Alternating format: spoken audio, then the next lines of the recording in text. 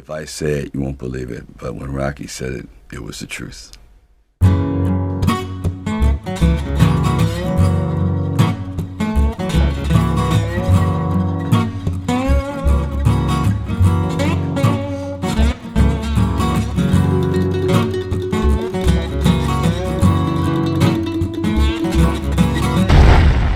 put your hands together and give a very warm welcome to Sylvester Stallone.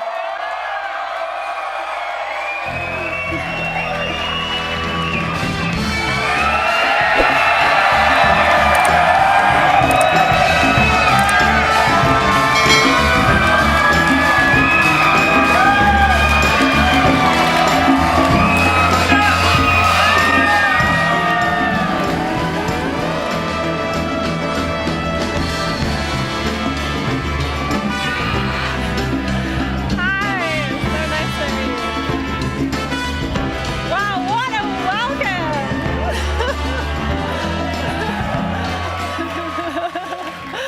Please take a seat. What a welcome. How nice must it be to receive such praise like that? Does it never go to your head? Thank you all. Is this on? It should be. Try it again. Hello. Hi. There we go. Yes, so when you have a crowd like this, do you never feel like it goes to your head at any point in your life? It does. It does, but in a good way. It just makes me realize how grateful I am because I never in my wildest dreams said, oh, this is a sure thing. I just thought it'd be a little summer movie, maybe, playing the 2 or 3 drive-ins. I love you too.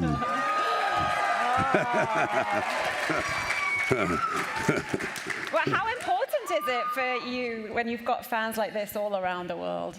No, I think I have a responsibility that normally a lot of actors may not feel because this is something bigger than acting.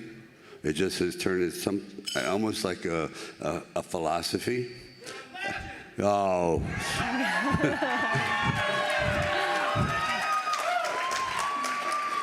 Is that my wife out there saying? No. Where are you, Jennifer? Sitting around She's the just down here. Yeah, there. She's down here on the... Oh, there you are. Hi, love.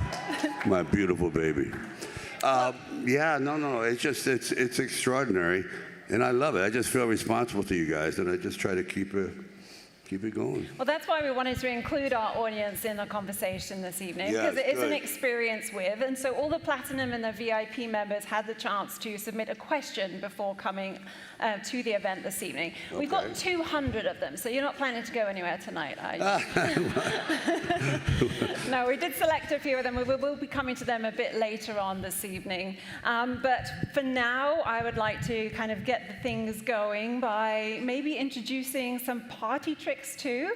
But we'll actually wait a moment for that too, because I heard that you like practical jokes. I hear you like pulling pranks on people. Yeah, as long as they're on someone else, it's great.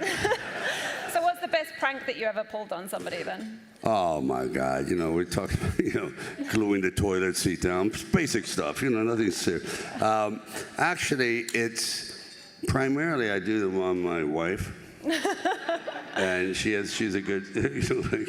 But I don't know. They're not something that we do practical jokes every day. Every day. That's part of I the fall humor, asleep, then. she put the dog on my head, things like that. And I think it's a toupee, things like that. Do they get you back though as well? Oh yeah, please, with interest. With interest. So what's the best practical joke that somebody pulled on you? You mean that and lived? Yeah. Wow. I have to go back. I think it's Arnold. I thought you would probably say that. Yeah, he tricked me into doing Stop or My Mom Will Shoot. That's a practical joke that does not go away. It was a month-long practical joke that he was laughing. It was a very expensive practical joke. Well, I guess the thing with practical jokes is that you just never know when they're going to happen. No, you don't. Could be any moment now, in fact. It sounds very foreboding here. You have to be on your toes. No, I'm Okay. joking. This is the first time that Experience With has come to the US, and we're very honored to have you as our very first guest for Experience With in the US.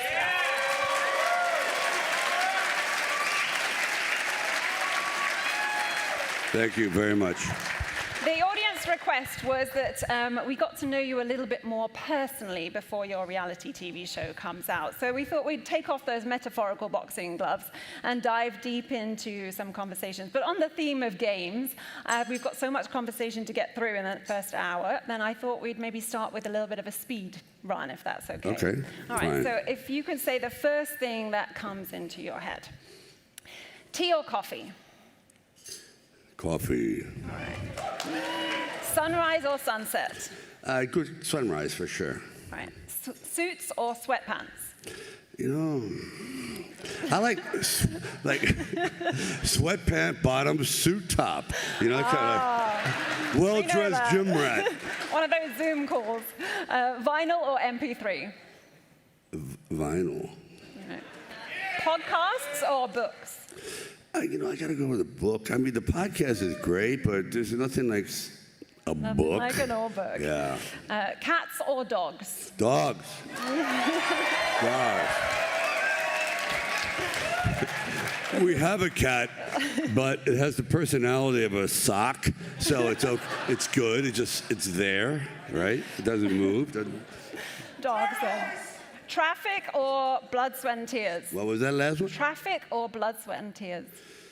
Traffic or blood, sweat, and tears? I have to go with, you made me so very... blood, sweat, and tears. Yeah. Okay. Sailing or skiing? Oh, sailing for sure. Miami or LA?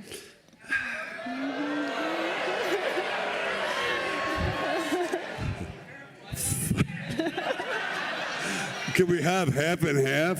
Like, it's half. We do. We live there half and half. That's what we do. So I'm kind of on the fence about it. What was? Okay. Yeah? We'll give you that for now. Okay. Sly or Sylvester? How you doing, Sly? Yeah, it's easier. Sly. 3 syllables is a mouthful. Okay. Plus, when you say Sylvester, I think of the cat, like Putty Tat and Tweety Bird. Is that what you named your cat too? Yeah. I was so Sylvester the cat. glad when this guy came out in the 70s, Sly and the Family Stone. I went, thank you, because his name was Sylvester. So it's perfect. Perfect. What about writing or directing? Oh, well, you're talking about 2 horror shows there. That's why I didn't include acting. I'd have to say there's nothing like writing. It's by far, it's rough. Directing is a whole other thing, but writing... Writing. Okay. That's the ultimate torture. Guns or knives? Oh, man. I like guns. No, I'm sorry. I like knives. Knives. Rocky or Rambo?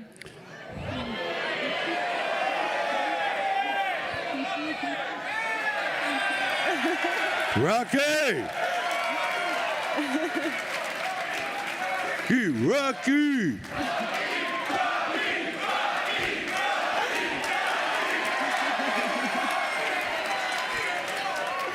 Thank you. And lastly, TV or film? Oh, film, of course. Oh. But I don't know. You don't really have real film anymore, guys. You know, you're all aware of that. Everything's now digital tape. Well, There is no more is film. that It's why you not. just moved to TV? Talking of, we need to give a big round of applause for Tulsa King. Just got greenlit for a 2nd season. Congratulations. Thank you. Yes. What was the difference, you'd say, between doing TV and film then? TV is much harder. It's much faster. I'll give you an example. In doing Tulsa King, you're doing 10 shows, approximately an hour each, nonstop for 5 or 6 months. So that breaks down 10 shows. If you made it, it'd be equivalent to 5 Rockies back to back. In other words, 2 hours, 2 hours, 2 hours. So imagine doing all 5 nonstop without a break. It's pretty brutal. So why did you decide to go down the series route with this rather than doing another franchise like Rocky or I don't know. It's just, there's something, I've always wanted to play that kind of character. I really have. So this has been an opportunity. I've always wanted to play like a gangster type, but with more of a sense of humor, not a dark gangster. It's like a different kind of gangster. Thank you. And finally I got a chance to do it, and it seems to be working. And I don't know, you probably read this maybe, that in 1970 I went up as an extra in The Godfather. There's 250 extras. For a wedding scene, I would be minuscule. It'd be like a grain of sand. And they say, you don't look Italian enough. I go, what? I'm always getting mistaken for Dolph Lundgren. Yeah. Swedish. Really? Did you speak some Italian to them at the time? Yeah. Just throw in a few words. But your daughter Scarlett was in Tulsa King as well, wasn't she? My daughter Scarlett, yes. Yeah. How was that? Did you take on a completely different role on set, or was it still very much father-daughter-like? Well, it's because she wants to be her own person, so she sort of separates, and she's under the guidance of a director. I told her, they say nepotism starts at home. Of course it does, but I wanted her, she had to earn the part. And I think, is Terry here, Terrence Winter? There he is. Hi. He was the boss of Tulsa King right there. Boardwalk Empire, The Sopranos, that's the man. Did some amazing work. So it had to go through a process. It wasn't as though, okay, here's my daughter. She had to be the right type. She had to, basically read. So she was good. She pulled it off. And I know that you support all of your children in all of their adventures. You've got your other 2 daughters doing the Unwaxed podcast, which you've all They do a podcast, on. but they're really, my other daughter has a book club, and then they're going on. We just did a reality show, which is going to be sensational. It's different, because I wanted to do it. Why'd you do a reality show? Because I want to be real. I want people to see how we live at home, our sense of humor, relationship with the daughters. It's the ultimate home movie. And I thought, why not?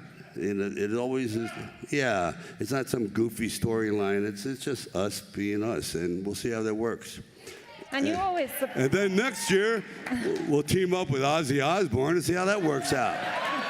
Yeah. Well, I have a question for you regarding your children, and that is, why did you decide to have them all have the same initials as you? Was that a conscious decision, or did it happen organically initially and you carried it on? I didn't want to be accused of favoritism. So I go, oh, your name is Rose, you're Lily, and you're Flower, whatever. And I thought, just make them all Rose.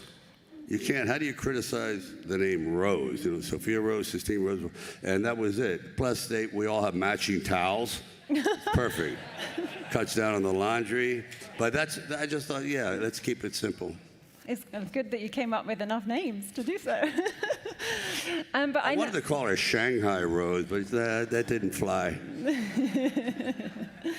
But the SS, I guess, is another way to bond you all. And as you just said, family is really important to you. Why is that so much, do you think? Because at the end, you say, I've never seen anyone like on their way out, on their deathbed going, God, I wish I had one more day at the office. I just, it's not it. So you have to put your priorities in line. It only took me about 45 years to figure this out. And now I see the future, and I want to spend as much time with my wife and my children and just make sure, I've accomplished everything and more. And now I want, I'd like to have my legacy was that they're off on a good start and they're, having their own lives and their own successes. When I'm up there, actually I'll probably be in hell going, water, please. Do you think it's something to do with your upbringing as well in your family life when you were a child and you wanted to do things differently? Yeah, exactly right. I just wanted to be the antithesis. I didn't have a very good upbringing, to say the least. And I think there's a lot of reasons why I chose this profession. Because in this profession, you can fake it and pretend you're something else. And that's why you see so many actors that in person, when you meet them, they're kind of quiet, they're reserved, they're withdrawn. And then they get in front of a camera and like, wow, they light up. Because that's when they're most comfortable being outside their bodies. And so it's interesting, the artistic inclinations of most actors and writers, whatever, is to kind of sometimes overcome their childhood, filling some vacuum that was not filled by nurturing, and so they continue to pour out their feelings. So you show me a happy actor and I'll show you a crappy thespian. You know, it's just the way it is. But I guess it changes throughout the years as it's gone on, you know, as you've become more and more successful in what you're doing. And then as you said, you've flipped that coin and you've now created a nice family unit for yourself and showing your children something that you didn't feel that you had. So how valuable do you think it is to have that family unit and that support when you're on set every day? It's the ultimate. I've tried it both ways. You know, it took a long time, and then when Jennifer came along, even that was interesting because she's the ultimate of stability. She's a self-made woman, has her own businesses, and she instilled that in our daughters. So they're highly independent, which is fantastic. But then again, they're also extremely bonded to the mother and hopefully me, and it's a joy. But I have to say, it all starts, I believe, with the mother. You know, that Mama. Tell us a little bit about like what your roles are within the family then. Well, it's really simple. In terms of like looking after the children. I make all the mistakes, and she corrects them. That's pretty much how it works. It's very, very simple. You know, I realize that there's a vast difference between men and women, and women do have incredible hearing, which is literally amazing. And second of all, they have insight. They have they tend to step back and be very observant, and men can be sometimes impetuous and rush into it because that's what guys do. And the women sort of like, oh, let's just take it back a few notches and discuss this before you act. And it's pretty important. It's very important, actually. But I didn't do that for many, many years. I'd say, what do you know? And it shows you I know nothing.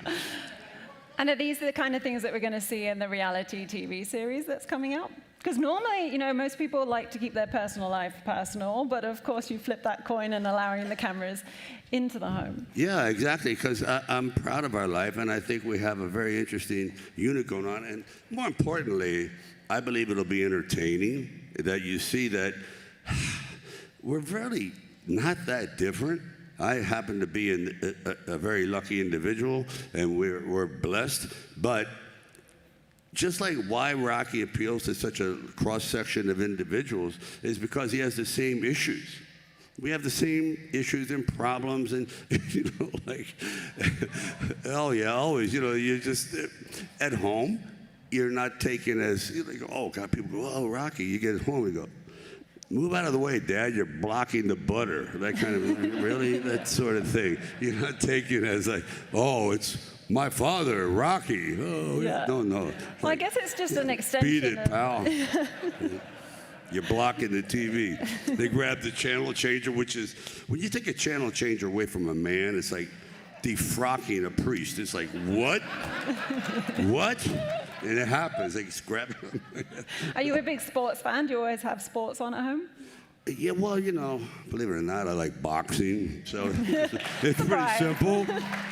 It's pretty, my tastes are like, pretty narrow. But I guess it's a bit of an extension of all of the TikTok videos and the Instagram that we already see you doing already. And I think, you know, people like really enjoy all of the things that you put out there. Oh, thank you, because I wasn't sure about it. So that's why I haven't done it for a while. I didn't know if I was overstaying my welcome. No. Ah. All right, in that case, get ready. Waxing poetic. No, I think it's a really an interesting tool if you can use it. My Instagram is kind of like haphazard because I do it myself. So it's like, But as I know. you didn't. Sorry, carry on. No, I'm just saying, I've kind of stay away for a bit, for a while, but I think it's a useful tool. It's unbelievable how you can just have a thought and all of a sudden you reach millions of people. And yeah, it's nice. Certainly for you, because people listen to what you say. You have this opportunity to speak to so many people around the world and use your voice and your wisdom to help so many people. And I know that you do that as well. Well, I try. The thing is, I don't believe in preaching to anyone. I say what works for me maybe works for you. That sort of a thing, as opposed to going, hey, you're doing this wrong, you're doing that wrong, Everyone has their own style. Everyone has their own pace, their own fingerprints. It's not like there is no set thing. If the way I write, the way Terry writes, it's a whole different process. Yet we hopefully come to the same conclusion at the end, or the same result is like, okay, fine, we provide entertainment. But when I tell you, I've never met two artists alike. It's just drastically different. So when I talk, I am only talking, I said, what works for me maybe works for you. Because obviously we all have similar issues. We really do. We really, really do. Life is like, it's not that complicated. There's a lot of pressure, but we know the difference between right and wrong and so on and so forth, and when to be aggressive, when not. So you just talk about those kind of things. Talking of right and wrong, though, what do you think in general about social media? Because obviously you didn't grow up with it, and now you probably see a lot of pros and cons. Of what? Social media in general. Oh, well, it's a phenomenon that is here to stay. Do I think it's the greatest thing in the world? No. No, because it makes things a little too easy. I think it's really important when you want to talk to somebody, you have to actually go and talk to them face to face. It's a big difference as opposed to, you have this thing in your hand and you can intrude on someone's life. They can intrude on yours. And like 3 a.m, you think, oh, come on, I'm sleeping here, kind of a thing, Yeah, I mean, you're certainly a lot more accessible, aren't you? Oh my God. No, it's a brilliant thing, believe me. I mean, it's accelerated, it has wonderful things, but also has, it can make you a little lazy. Lazy, yeah. A little lazy, I think it also including myself. I mean, it also makes people feel that they get to know you a little bit more, like the reality TV show is going to do, because it cuts down that fourth wall. I certainly felt like a stalker doing my research for tonight. Well, I don't know. It's interesting when you talk about getting to know someone more. It's almost an audience question where in the 50s, 60s, 70s, 80s, 90s, it was all about mystique. Actors would stay off of media. They would stay out of it. And you built kind of these legendary characters, like, you from Marilyn Monroe on and Marlon Brando, because you didn't see them as much. Today, your lives are pretty much an open book.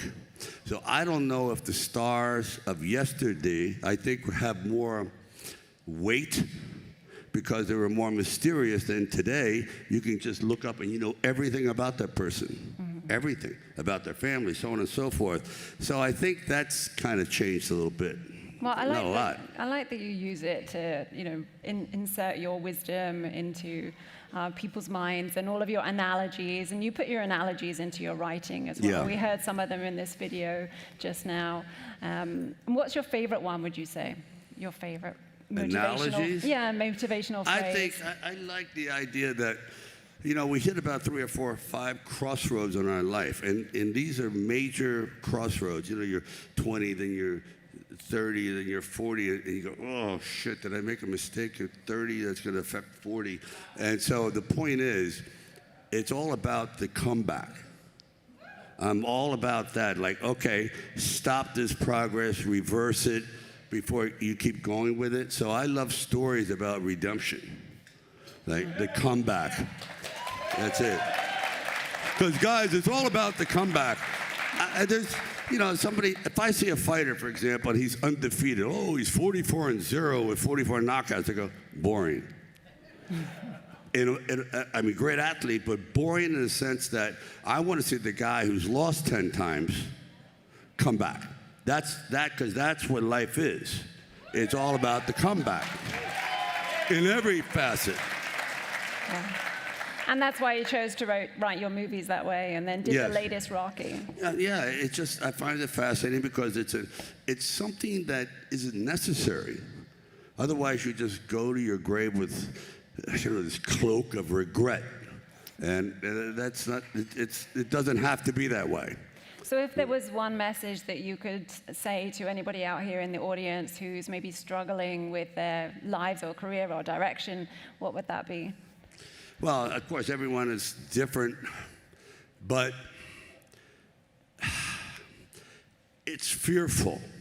It's fearful. Life gets more and more difficult as we get older. We think it gets easier. It doesn't. It gets more complicated and layered. I've always said that life is kind of like from 1 to 40, it's all about addition, and from 40 on, it's about subtraction.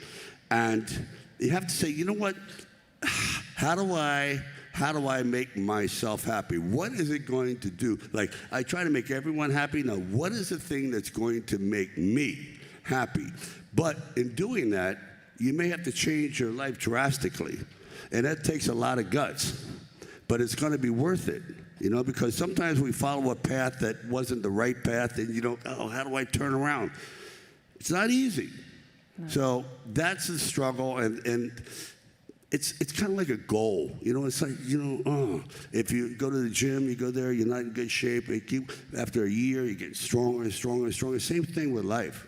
If you just start to apply it, the first few times you go, I want to change, it's like horrifying, terrifying. But if you start, you'll be shocked. It's like writing. My first 20 pages are horrible. But you keep at it, and you keep at it, and you keep at it. You certainly did that. You'd be shocked.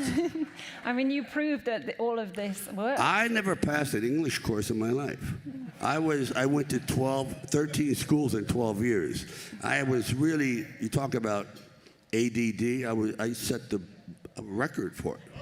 I never went to class. I went to college for 4 years. I don't remember going to a class. I mean, I was more interested in just going out and about. So the idea is you have to have some sort of education. That's not true. You have to have an idea. You have to have some curiosity that you want to pursue. But to actually have the scholastic diploma doesn't make you more successful than a guy who has none, but has it up here. Be hungry. It's the truth. I guess that's where the saying "keep punching" came from. It is keep punching. It is. Yeah. It's all about it. Keep punching. Like that. Once there was a little old ram who kept his head against the dam until he knocked the dam down. That's it. Keep going, yeah. And the metaphor for it is brilliant. Knocking down those walls. Keep going, keep going, keep going.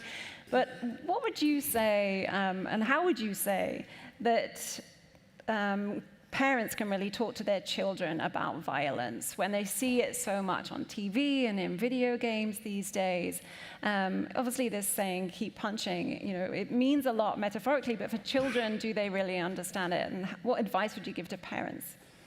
Well, I have a lot to say on that subject because I'm a little paranoid about society today. I just think that it's not what it was 20, 30 years ago. And it is not, guys. It's a very dangerous world. It's a very unpredictable world. And it's not your fault. It's other bad decisions by other people have put society in this position. So, okay, now it's a matter of survival. And how do you survive? I'm a big believer in Murphy's Law. If it can happen, it will. I'm a big believer in the Boy Scout credo. Be prepared. So I teach my daughter, I said, everything that can happen will. So if you don't think this is going to happen, you're wrong. So it's all about approaching with caution and not walking around like, oh, God, everyone loves me and I love them. It's a big, wide, wonderful world. It's not. It's a tough, like I said in Rocky, it's a mean and nasty world. It will beat you to your knees and keep you there. I don't care who you are. Nobody punches as hard as life. Who wrote that dribble? I guess it's a fine line between saying that and then instilling fear into the younger generation. I think you have to have it. You have to have a healthy fear. Okay. Otherwise, you won't stay alive. If you think that, okay, I'm just going to walk down the street and no one's ever going to bother, you're wrong. If you don't think you're ever going to be fired, you're wrong. You better be prepared for the worst, and then you're ready. Yeah. I'm telling you, you have no idea. I'm on like alert all the time. But I guess when children were growing up, they wanted to watch their dad on TV and on film and movies. Sorry, I'm British here. But they would see their dad then with guns and with knives and throwing punches. And so, what did you say to them when they were young? I say, follow what Daddy does. That's you better here. Borrow my knife. Listen, I have a healthy appreciation for the unpredictable, so I keep my girls on high alert. Wouldn't you say, Jennifer? I'm telling you. Well, I guess it's a good opportunity to teach like self-defense. My daughter hits so friggin' hard. Am I wrong? I used to hold the mitts for her and go, that's it, I'm done. I mean, crack, boom. So I said, my dream is to have her at some bar and a big thug comes over and says, oh, hey, buy you a drink, and boom, he's out. I said, honey, it's all in the hips. It's all. So they know how to throw a seriously left hook, serious left hook. Do we get to see some of this on the reality show? We do. I do. I spar a little bit. But again, I have them punch my hand and go, God damn, what's going on? This is not good. They're actually hurting Rambo. What's going on? But on the flip side to all of this, I guess there has to be a lot of balance. And so what do you do to really kind of ground yourself when you're outside of work and action? How do I balance myself outside of work? Oh, God. I could say, oh, I paint a little bit, but that makes you more unbalanced, to tell you the truth. It's like, again, it just drives you more crazy because every time you are creating, you get frustrated quite a lot. So that doesn't help. It doesn't help. I think, Jennifer, what do we do? It's just seriously, I just shut my mouth and listen to you. Basically, that gives me a lot of peace of mind. Let her do all the work. She makes the better decisions. I just sit back and go for the ride. Up there, if someone breaks into the house, I'll be ready to kick some butt. Other than that, it's her job. So you don't do anything grounding, like have a cup of tea, meditate? No. Music. Meditate? No. Well, I guess that's First of all, it's pretty hard to sit cross-legged with arthritic knees, so that's out. And I don't know. I just, I don't think humming helps anything. It's what I do, seriously, I used to have what is called, God, I'm a maniac. When I was broke, I used to have mirror therapy. I'd go in the bathroom with this cracked, horrible mirror and just give myself a lecture. It's like De Niro in, Taxi Driver. You talking to me? Yeah, I am talking to you, stupid. Listen, right here. And you'd be shocked when you start to talk to yourself. And I go, wow, because no one else would listen. So, perfect. And it's sitting in that dingy room having these conversations when you're completely broke, saying, this is what you're going to do, and you're going to buy a house like this, and you're going to have 2 Dobermans, and you have nothing. You get it? That kind of kept me going, this kind of facade. Just hanging out with yourself there. So motivational talking then to yourself is the main thing. You don't ever kind of have any downtime? It's just always go, go, go, go, go? Not really. No downtime. It's sort of downtime. I mean, for example, Tulsa King. Oh my God. Has anyone seen it? Yeah. Really? Oh, somebody's making a lot of money there, Terry. It ain't us. Okay, that's great. Thank you very much. But that is what you call crazy, disruptive, exhausting situation. It really is. So the downtime, anything away from that is like nirvana. That's when you just go sit home down and sit on the watch all couch. You go, hey, put a potato next to me and we'll sit there and watch TV. Be a couch potato. That to me is just heaven. Okay. But it doesn't happen often. No, it doesn't. I'm telling you, the best time of the day is when we have coffee in the morning, and she brings in biscotti, and I these cookies, and I fill the bed with crumbs, and she starts to go crazy, and that's it. It's a routine every morning. You have to eat in bed. I said, yes, I do. I do. Full of crumbs. It's like a slob. It's a routine. It's for years, right? Really, Mr. Crummy. Well, you slyly mentioned your art collection just then. Slyly, I like the way I said that. I just did that by accident. Yeah. But you just launched this whole art collection that's been doing really well. So would you like to talk a little bit more about that? About painting? Yeah, or your artwork. I don't know. We could find something more interesting than that. Okay. It's subjective. Some paintings you go, oh, this guy really is horrible, and some people like it. Painting is very, very, it's unique. Like you'll go down to Art Basel and you look at 500 paintings, you go, this stuff is terrible. And other people go, this is brilliant. It's really very peculiar about art. So we'll pass on that. Okay. Well, what I find so brilliant is the fact that in your downtime, you still manage to do something like an entire art collection that then goes on display. Yeah. And so it's not, as you say, downtime, because you're just always on the go, like a Duracell bunny, just finding something to do.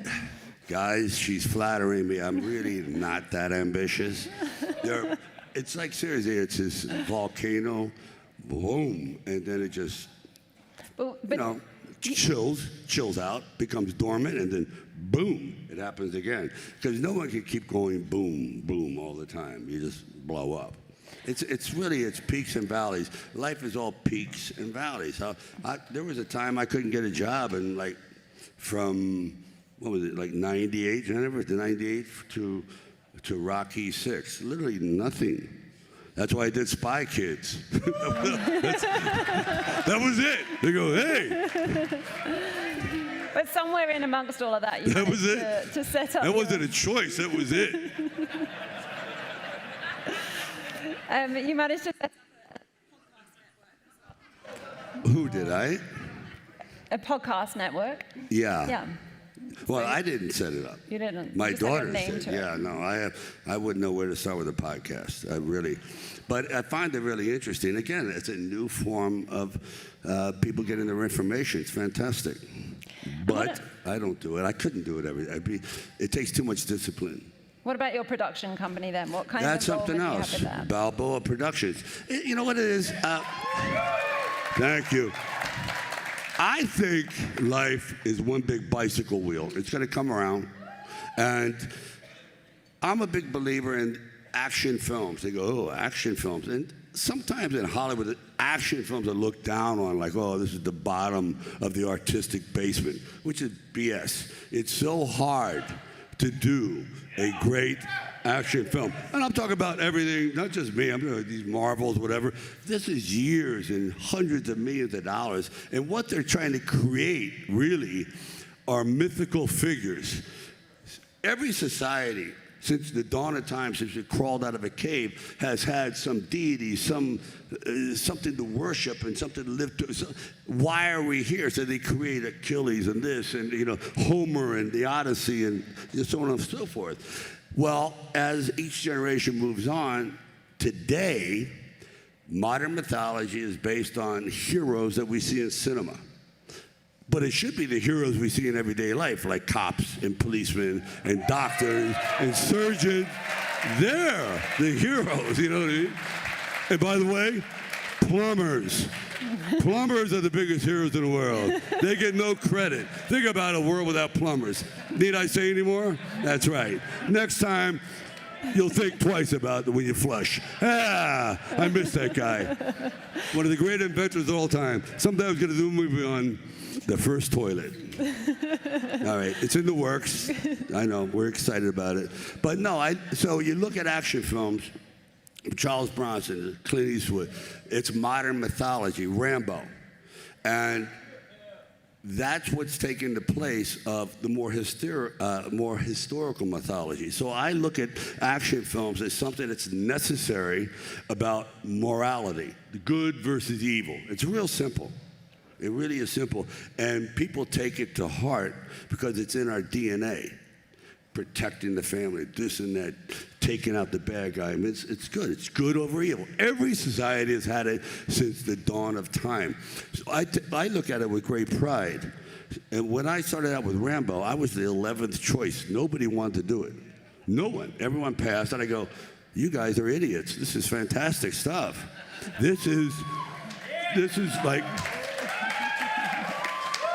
I mean, we had to clear away a few things here and there, but it was an interesting character because it's about America being the father and Rambo being the son, and then the son does what the father wants, and then the father says, get lost, rejects them. So it's about rejection. Everyone can relate to that on a subliminal level.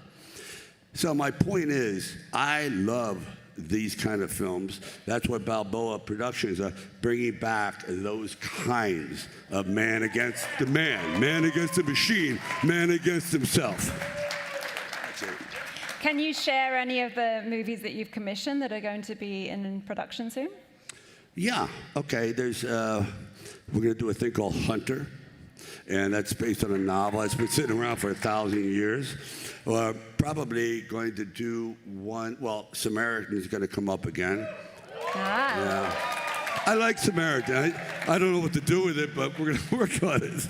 Well, you've got your good versus evil there. Yeah, it's good versus evil. And by the way, he is evil, but he's realized he's a good evil. Yeah. And he takes out worse evil. So it's like, it pays off. So we'll be seeing a sequel to that, did you say? We'll be seeing a sequel to that? Oh, yeah. Yeah. I used to catch such crap for sequels because I was really into sequels. And I go, you see a television show, it runs for 10 years. That's a sequel. Yeah, you do it in a movie, you sell out. You ran out of ideas. Let me tell you something, sequels are harder than the original because you've lost the element of surprise. Seriously, like doing a series, and Terrence will tell you, on Sopranos, Boardwalk Empire, Tulsa King, Yellowstone, every year it gets harder and harder and harder to maintain that interest because what's left? That's why Rocky to me is a phenomenon. No, seriously.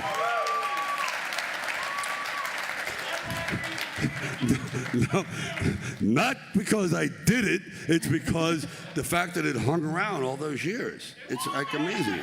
Thank you. And, So we have a sequel for Samaritans.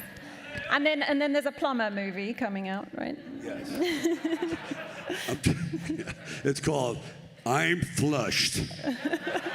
Oh, I like it already. Fantastic. And so what else do you want to do with your production company? Do you want to do TV as well as movies? No, I said I want to sit back and go, okay, guys, this is what I've accumulated to young filmmakers.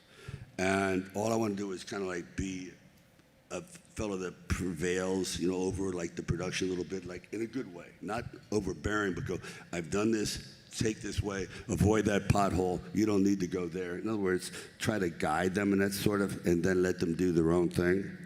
Because I don't want to continue to do that. I don't know, you can't help but repeat yourself. You do have a peak. You might not think you have a peak, but you do have a peak. And I've certainly, my peak, God, I don't know when it's going to run out, but it did run out. And I'm on borrowed time, and I'm enjoying it. It's like, you know what I mean? The last thing I expected was to have, be on a streaming series. No. I thought I'd be in some igloo with my wife somewhere, like, yeah, ice fishing. I had no idea we'd still be here. So the idea is like, if you can pass on that knowledge to a hungry generation that is willing to do those kinds of movies, which is personal entertainment, not big message movies. The message, again, is what you want to take out of it. Mm-hmm. You could take a message out of Iron Man if you want to. It depends how you see it. So that's what I want to kind of like be more Focus on. poignant. And as you say, about. there's always an underlying story to the main story anyway, that's generally one, as you're saying, something about good and evil, or got those underlying messages. Is it really, sorry? No, I'm saying that's always, good writing is, there's always a subplot. In other words, he's saying one thing, but he means another. If you can do that duplicitousness, then that's writing. If you don't do that, it's called typing. And that's not right. That's just typing. And is it specifically young filmmakers that you want to work with so you can mentor them?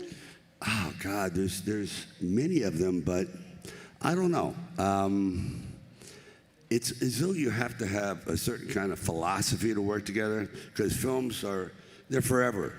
And if you're not on the same page as the director, you might as well forget about it. So and I've done that. I've done it where, Jesus, you're into a movie 2 weeks ago. This is a disaster. I'm going down for the count. I knew the first week of Rhinestone, I said, nobody is going to see this movie. I went to the studio. I said, pull the plug. You brought the album? Oh, my God, do you run Fox Studios? Holy shit. That's the only album they made. One of one, he's here. That's funny. I take it back. My favorite movie. Last night I went out honky-tonky. Yeah. Well, you've got so many other side projects as well, a charity that you set up for autism, and of course your Sylvester Stallone shop, which has got some really cute little items on it, if any of the ladies want to check those out, slystalloneshop.com. Hey. Yeah? I got your sweats, I got your hat, I got your whole... Wow.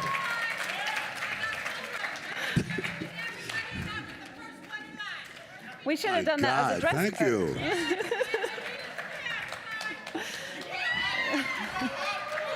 Next I'm time. humbled. Wow. You too? Next time we'll have a dress code for the event, and everybody can come in your clothing. You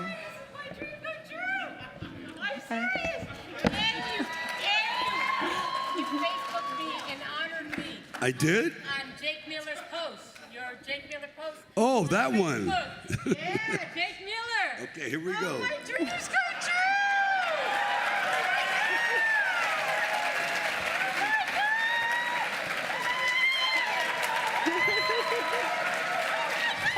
Hey. Well, you are making a lot of people happy this evening, and as the audience are already getting involved, I think we should hand over to some I questions. didn't win the ticket, but I won better. Hey. Well, we do have some questions from the audience. I as well, hate shy so- people. Wow. That's fantastic.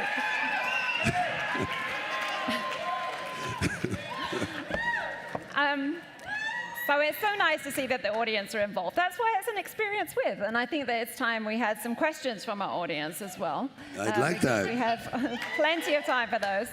So our first question, we did select a few already, so I'll go with the ones that we've got here. It's table 14, seat 5, and it's Carol's Araya, if you've got the microphone. I saw somebody waving already. Do we have... I thought the microphone was with them, so I thought that's why they were waving. Oh, here and she there it is, comes. it's coming. All right. Magic Mike. Table 14 is just here in the front. Seat 5. 5, who's 5? Carol Right. Zaraya. Yeah. Oh, my question. What was your experience working out with Franco Colombo? Well, how would you Franco describe it? Colombo? Yes. Hi. For those that don't know, Franco Colombo was this very well-built bodybuilder from Sardinia who used to he was incredibly strong. So I used him to train for Rocky II and actually Rambo 3. But like an idiot, this guy could run on the beach with a 600-pound refrigerator on his back. And he says, hey, you want to have a bench press contest? I go, sure. And so I'm in his garage, his really crappy garage, and he had an owl with one wing. Can't make it up. Sitting in the rafter. And I'd already worked out, so I got into a bench press competition with a guy who was doing pull-ups behind his neck with 175 pounds hanging around his neck. We're talking freakishly strong. So, of course, it wasn't that much. It's like maybe 260. I go to bench press, bang. I hear something that sounds like literally a rifle shot. And what happened is my pec exploded. It literally ripped off the bone. And I would go, oh. And if you never had that, you got to try it. It's amazing. First of all, you fall on the ground, you throw up. Then you look at your arm, and it starts to literally turn this color because the veins are torn and your arm is turning blue. Then as you're laying on the ground sick with your arm turning blue, this fucking owl starts circling around with one wing because he's going like this. And I think I'm dreaming, and then Franco comes over and goes, I got these. And he jams his thumb where my chest was, and I go ah! So I got very feminine, and the point was, here's what I'm leading up to. It was so bad that it took about 2 months before they could operate, and they put put a cable here, literally a cable. But before that, I was supposed to do Rocky 2. And I said, I can't do it because I can't use my right arm, basically. And I went, the pen, the mighty the pen. Rocky learns how to fight right-handed. So I wrote Mickey. He goes, this time we're going to switch. We're going to fool him. They're going to fight right-handed. At the last second, you switch. That was because I couldn't use my arm, and I wasn't about to cancel the movie. So thank you, Mr. Owl. Thank you, Franco. And what's your fitness regime like nowadays? Because it still seems like you're in very good shape. Oh, well, I creak now and then. I've had about 5 back surgeries, 3 neck fusions, both shoulders on both knees. Yeah. I am like the robot in... Yeah, seriously. You follow the yellow brick road, that's me. The Wizard of Oz. Did you have all those injuries from all of the action work that you've been doing? Yeah. Yeah. Oh, yeah. Put yourself on. It's taken a toll. It really has. My advice is do not do your own stunts. No upside. So what do you do now for fitness? For fitness, I use a thing, it's about a 100-year-old system called dynamic tension, and it's called maximum contraction and rubber bands. And I'm actually almost the same strength as I was. Oh. It's interesting, yeah. And you're in the gym for maybe 18 minutes. Done. Okay, yeah. That's short. Nice and easy. Check it out, your busy max schedule. contraction. Let's go to our next question from the audience. Table 11, seat 1. We have Michelle Brookshire with a question. Can't see table 11. Over here to the right, to our right. Hi, Sly. Hi. How are you? Good. My question for you is, what was your biggest struggle in life, and how did you overcome them? I'm sorry, I didn't hear that. What were my travels in life? Biggest struggle. What was your Struggle, biggest my struggle? biggest struggle. Okay, and how did I overcome it? Well, I didn't. The point is you deal with it your whole life. I mean, I don't think you ever overcome anything. Like, you go to a psychiatrist basically to handle this situation, but it doesn't go away, period. So my biggest struggle was, of course, the way I was raised. I didn't really understand sympathy and perhaps empathy for other people. I was all about like, oh man, nobody likes me, I have a horrible life, that kind of thing. And I think that's why I got into the business I got into, to try to change my reality. So the biggest struggle is I finally have found a wonderful support system in my beautiful wife and family, and that only took about 45 years. The point is, the biggest struggle is to understand you're always going to have a struggle. And it's like, how do you make peace with that? I'm serious. Don't think that, oh God, I'm going to all of a sudden become a new person. It's like a back operation. You're never going to be the same. The pain will subside maybe 60%, but it's never going to go away. You're never going to be that perfect creature. So don't set your goals like, oh God, I'm not without negativity. We all have negativity. You wake up in the morning, some days you go like, I hate everything. I'm not in a good mood. Why? I don't know. I slept 8 hours. I just wake up that way. That's life.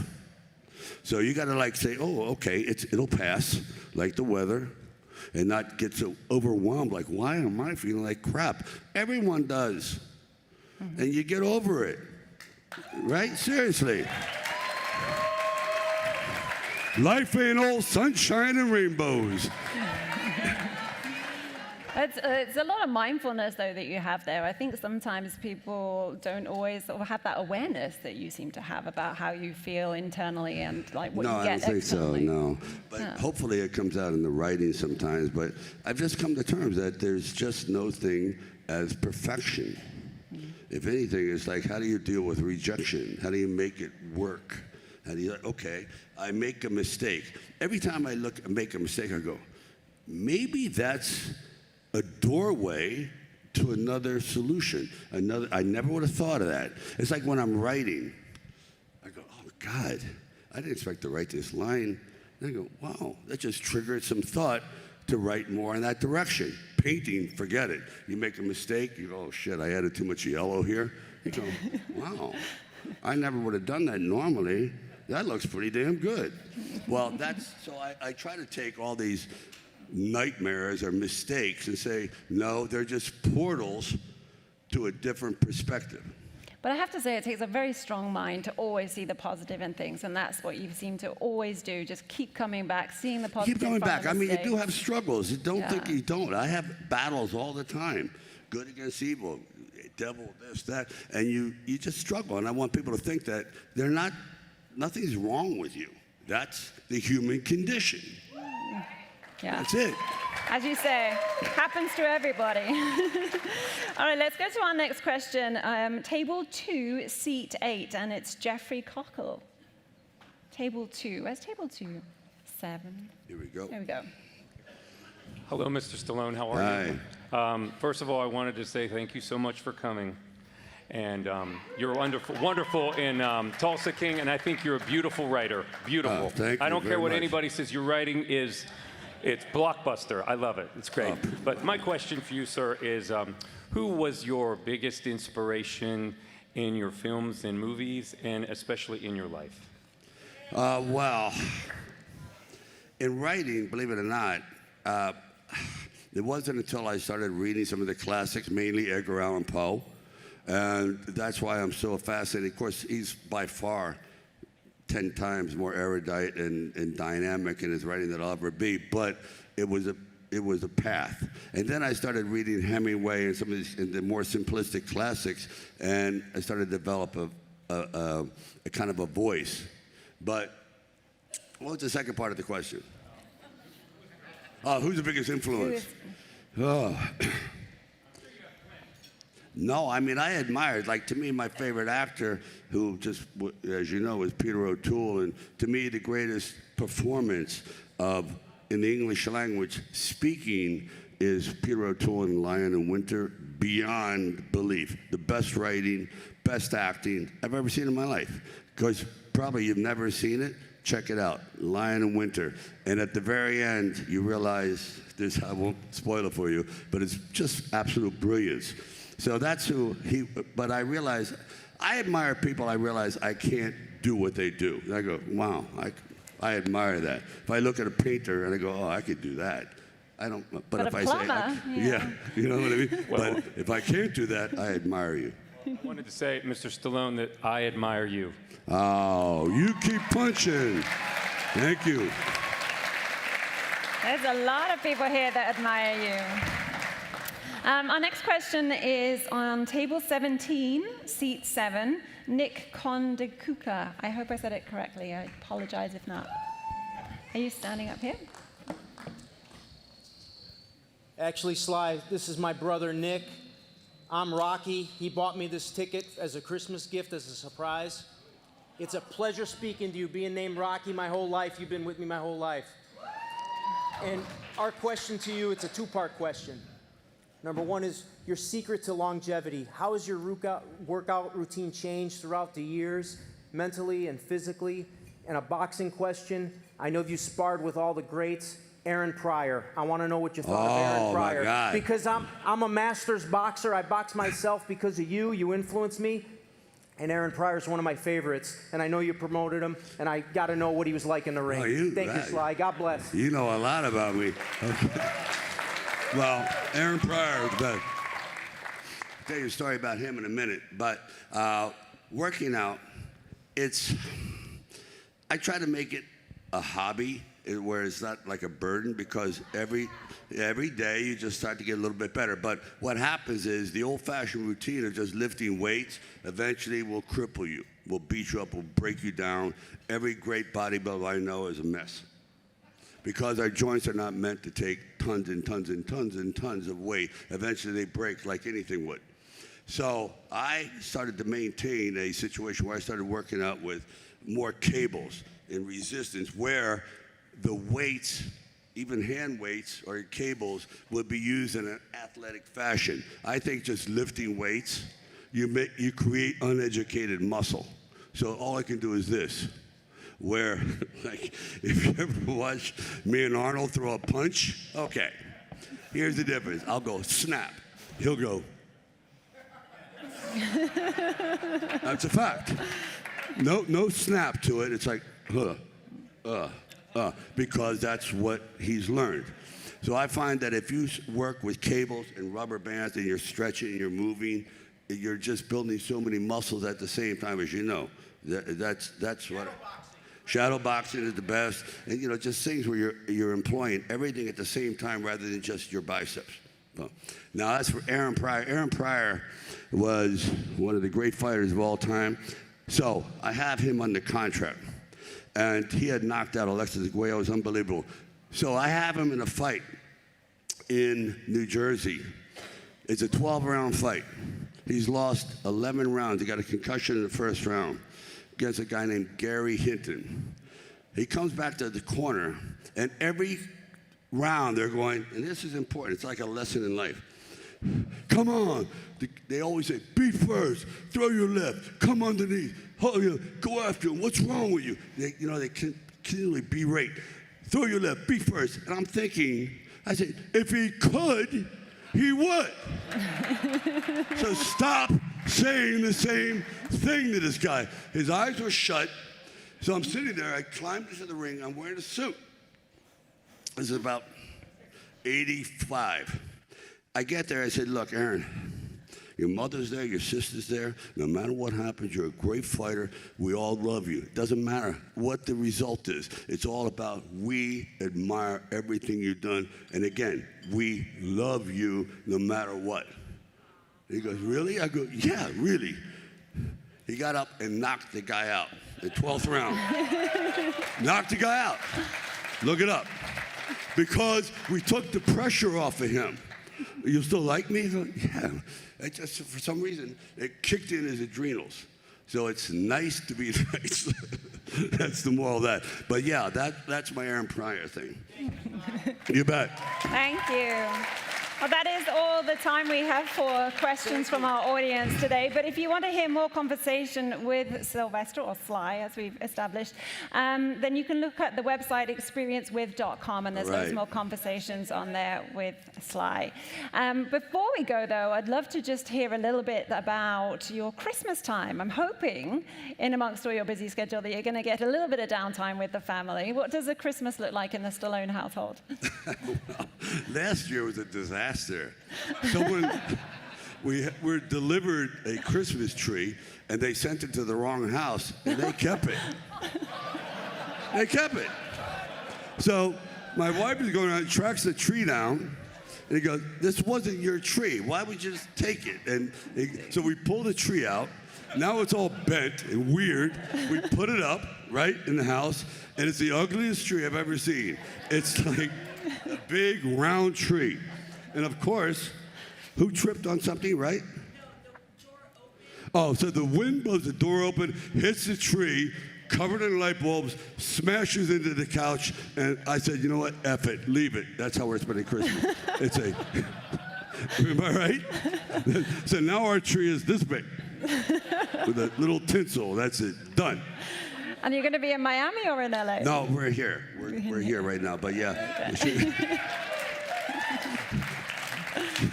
And then she had spent thousands of dollars with the finest ornaments ever. And of course, like a guy, I go, what are all these boxes in the garage? And I give them away. Oh, no. And she literally went, it took me 20 years to collect those. Gone. Oh. Am I wrong? Give it to all the gardeners, everyone. Hey, 3 bulbs, 3 lights. And take an elf. Go. So a simple one this year. So it's a Christmas night. Well, I do hope that you have a lovely holiday with the family. Yeah, we have a great time. No matter what size the tree is. I think it's time, though, to put our hands together and give a huge round of applause for Sylvester Stallone. Thank you.